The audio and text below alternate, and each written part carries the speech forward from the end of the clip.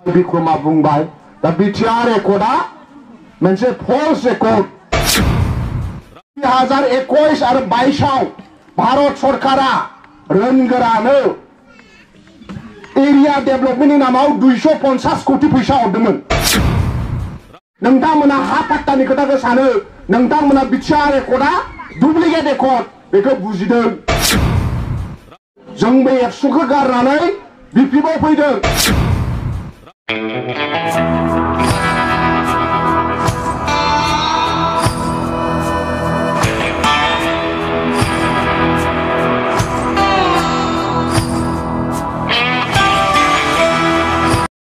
बेंगिरि, गामिनि मुखियाल, गामिनि गोरों गोरा, गामिनि दैदेनगिरि आरो गामिनि रायजो राजा साफ्रोमनिसिमबो दिनैनि बे हाबाफारिखौ सामलायनाय मानगोनां आफादगिरि 20 को जुदि 3 जों डिवाइड खालामोब्ला इउपिपिएलआ 6700 भट मोनदों नङा होमबा? दा होमबा मोनथाम दोलो जों 20,000 ओमफ्राय जोंहा मोनसे पार्टियानो 21,700 जों जे मोनथाम लोगो नांबाबो जेनदों सार जेनदों नङा होमबा? दाखालि काजलगाव समस्ति नोंसिनि समस्तियाव जेनदों नोंसोरथ' जयन्तआथ' जेनदोंसो ना नङा होमबा? मोनथामजों लोगो नांनानै 20,700 मोनदों जयन्त बसुमतारी एमपिआ काजलगाव समस्तियाव। जोंना मेनसेनो पानिराम सारा हारसिंनो 21,000नि बारा हरदों खाम्फा सारनो नङा होमबा? दा जों देरहादोंना बिसोर देरहादों? मोनथामजों लोगो नांब्लाबो जोंनिफ्राय 1000 खम बिसोरो। आरो एबार इलेक्सनाव बिटिसिआव बिसिना मोनथामबो केन्डिडेट थागोन। होमबा बे 20,000खौ मोनथामजों डिवाइड खालामोब्ला 20,000 डिवाइड बाय 3 केन्डिडेट 6,700 इउपिपिएलनि भटआ। जोंना 21,000 बिसिना 6,000 देरहागोन हाया जोंजों नङा होमबा?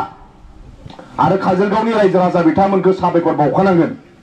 2020 सनाव बिटिआर सुक्ति जानायनि उनाव बै समनि इउपिपिएलनि दैदेनगिरि एबसुनि दैदेनगिरिया बिराद बाथ्रा बुंदोंमोन काजलगावनि रायजो राजाखौ जे निरिम्स होननाय मोनसे मोनथिबाय बेयाव लुगोन रौमारियाव लुगोन होनदोंमोन। हनै बिक्रमनाव दङ जे निरिम्सखौ भारत सरकारा होला होननानै जे जोंहा नर्थ इस्टआव मोनसेल' दंखायो दा ओंखायनो बे नर्थ इस्टनि मोनसेयावल' बावल' फरायनो मोनथों। बिटिआर एकर्डनि गेजेरजों निरिम्स होननाय मोनसे एडुकेसन इन्स्टिटिउसन रौमारियाव लुगोन होननानै प्रमद बर'आ बै समाव रोनगोरा बिथांमोना बिराद बुंदोंमोन काजलगावनि रायजो राजाखौ। नोंसोरथ' मिन्थिखादों बै समाव थगायदोंसो होननानै। ओंखायनोथ' पानिराम सारा देरहादों नङा होमबा? 2020 आव मिन्थिखादों नोंसोरो थगायदोंसो इउपिपिएलआ होननानै। आं खिन्थु बै समाव एबसुआवसो दंमोन थगायग्रा ग्रुपआवसो। बै समाव आङो एबसुनिसोमोन।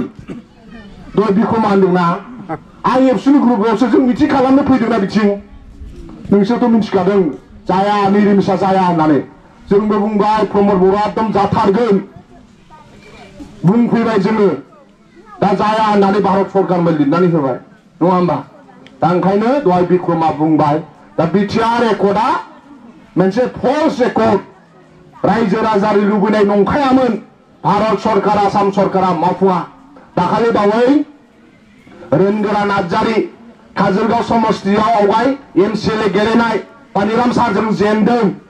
बिथाङा पार्लियामेन्टआव बिटिआर एकर्डनि सोमोन्दै जेबो बुङाखै। भारतनि प्राइम मिनिस्टारखौ बाख्नायनायावनो थांबाय जे हमारा वहाँ बहुत विकास हो रहा है, प्रमोद जी बहुत अच्छा काम कर रहा है होननानै बाख्नायनानै गावनि समाया सेस। रायजो राजानो डेभलपमेन्ट नांगौ, जोंनाव दैबाना जायो, इंटरनेशनल भुटाना 80% मा होनो सारा आसामनि इंटरनेशनल बाउंड्रिया 80% जोंहा बिटिसिआनो कभार खालामो। 100% भुटाननि बर्डारा बिटिसिजों नाङो। बिनिफ्राय दै फैयो मा होनो बांपानानि मा होनो जोंहा समस्या दङ। बेफोरनि खोथा बुंनो समान गैया। बे प्रमद बर'खौ बाख्नायनायलाय, आसामनि चिफ मिनिस्टारखौ बाख्नायलाय, भारतनि प्राइम मिनिस्टारखौ बाख्नायनानै समा थांबाय फैसा थाइसेबो बिजानो रोङासै। बिनि उनाव रोनगोरानि उनाव सोरबा सासे हिनजाव गथ'आ बुंदोंमोन सार जोंनो ट्रेन नांगौ, जोंनो ट्रेन नांगौ होनबाय। जोंनि एरियायाव ट्रेन थाङा। रेलवे मिनिस्टारा बुंबाय एप्लिकेसन लाङो आं हरगोन। मालाय मोनलांबाय बेथ' बाख्नायाखै नङा होमबा? आरो 2021-22 रोनगोराया 250 कोटी फैसा MP LAD fund member of parliament area डेभलपमेन्टनि नामाव हरदोंमोन भारत सरकारा बियो जाय जाय लेखा गोरों गुगलाव बुनानै नाय मोनथिबाय गुगलाव बुनानै नाय government of India ministry statistics programme implementation survey खालामो बेयाव 2021 आरो 22 भारत सरकारा रोनगोरानो एरिया डेभलपमेन्टनि नामाव 250 कोटी फैसा हरदोंमोन थाइसे बाहायनो हायासै मालाय लानानै थांफिनबाय नंगौ आं थगायाखै आंनो बिक्रमा मिटिं जागोनखौ मोजाङै खिन्थायाखै नङाबा आंबो गावबादि प्रिन्ट खालामना लाना फैगौमोन आंनाव मबाइलाव दङ मोजां खिन्थायाखै गामिखौ सोंबाबो खिन्थाया आंजों प्रग्राम थांफानांगौ आं सानबाय लेक्सारबा होनो मोनगोन ना मोना नङाबा आं प्रिन्ट खालामना लाबोगौमोन ना गावबादि आंबो एकदम रग' रग' नायनानै देखायगौमोन आंनाव मबाइलाव दंना दाबो India, Government of India, Ministry of Statistics, program implementation बुनानै नाय Member of Parliament Area Development माने एरियायाव फिसा फिसा मा जेनेबा दैबाना जायो अबा मामा जायो रायजो सभानाथ' एरिया गैया हरनो हायो जेरावबो दा बे फैसाखौ बे सम मथे मावनो हायिनि थाखाय 250 कोटिखौ लानानै थांफिनबाय थारमाने रोनगोराया फेला 250 कोटि 250 कोटिनिथ' बिराद खामानि मावनो हायोना हाया नङा होमबा हायो दा ओंखायनो जोङो लिडारा मोजां जानो नांगौ लिडार मोजां जायोब्ला ओनसोला जौगायो लिडार मोजां जायोब्ला फिसा फिसौआ साख्रि मोनो मानाव गेदेर हाग्रामा महिलारि सारा मोजांमोन बिटिसि एकर्ड खालामदों गोबां मानसिफ्रा साख्रि मोनदों प्रमद बर'आ थिग नङा बिटिआर एकर्ड खालामखांनायनि उनाव साख्रि होनो हायाखै आरो भारतनि लेखा गोरोंफ्रा मिनिदोंसो इउपिपिएलनि मेनिफेस्ट'खौ नायनानै इउपिपिएलनि मेनिफेस्ट'खौ नायनानै भारतनि गोरों गोराया मिनिदों मा मिनिदों इउपिपिएलआ मेनिफेस्ट'आव लिरदों जे जोङो बर' इउथफोरखौ आर्मि पेरामिलिटारियाव सोगोन बिजेपिआनो हाया कंग्रेसनि मेनिफेस्ट'आवनो होनो हाया नङा होमबा आर्मियाव पलिटिकेल पार्टिया सोरबा सोनो हायो